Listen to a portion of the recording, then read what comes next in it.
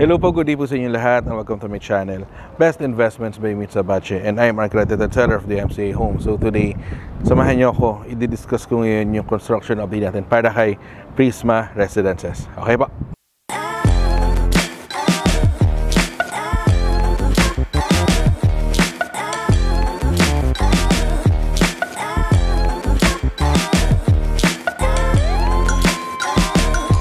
Hello po, so kamusta po kayo? So I hope napanood din nyo yung construction update natin para kay Allegra Garden Place. So ito right now, isusingit ko lang din po kasi nandito ako ngayon sa roof deck ni Celeste Building ni Allegra Garden Place. So to add on lang po, ayan, so ito mas malapit na view natin kung meron po kayong unit kay Allegra Garden Place. Yan, nag-top off na siya. Okay, and then while si Soraya Building, andyan na, malapit na. Okay, so mas a closer view. Ayan, so ito, ayan o. Mas wider na talaga yung doors and windows natin. And may provision na tayo para sa yung split type aircon natin and yung glass balcony natin. So napakaganda. So at least ongoing pa rin. Okay, so going back po dito po kay Prisma Residences. So right now, I think si Kiran Building is finished na. Konting tinatapos na lang yung mga interior natin. So anytime soon mag-inform na tayo hopefully ng turnover para kay Kiran Building. So right now, nandito ako. Ituloy ko muna kayo kay Celeste Building, yung roof deck niya. So yan, in the first tower, this is the Astra Building, while yung nandoon si Kiran Building. So yung nakikita niyo yun, yung sa dulo, that's Laguna de Bay. So dito naman side na to kay Celeste, ang kagandahan dito, ang view nito is Ortigas area. Okay, so if you're looking for a unit na gusto mo na malapit kay BGC and Ortigas na ready for occupancy na, ito pwede ko po i-end or i-suggest itong Prisma Residences, particularly kay Celeste Building, kasi may mga reopened units tayo na 1 bedroom 2 bedroom units dito sa side na to. So ito yung facing nya. So again, ayan, that's Makati, and this one is Ortigas CBD. Kung makita ninyo yung building na may butas na yan, that's Lumiere Residences. Okay, so yung kahabaan na yan, that's Pasig Boulevard, Shaw Boulevard, papunta doon. So napakaganda ng view. And dito naman sa side na to,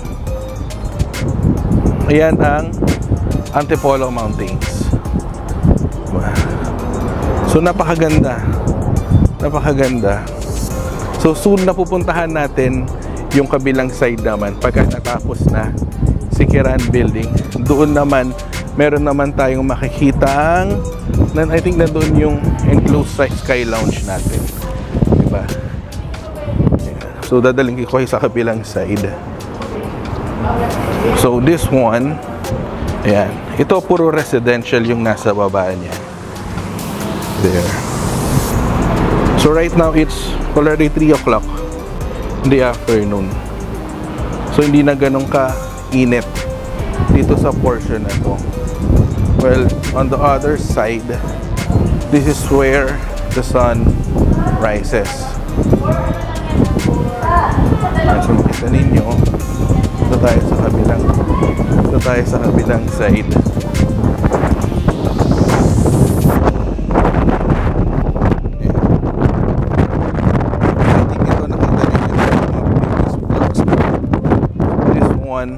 Is yung facing natin sa east. So dito kay Astra Building, sa kabilang building, paminsan may mga nag-open na facing dito sa likod. Pero dito po kay Celeste Building, meron pwede kong suggest pagka may nag-open na corner area. Okay, so pagka corner kasi may balcony. So most likely 3 bedroom yan. So yan ang view niya. So that's Antipolo Mountains, and that other side si Laguna de Bay. So full view pa rin, diba, napakaganda. Napakaganda. 360 view pa rin po tayo dito. Ayan. So, itong side na to, ito yung other side ni Celeste. Ito na yung facing sa kabila kay Astra and kay Kiran.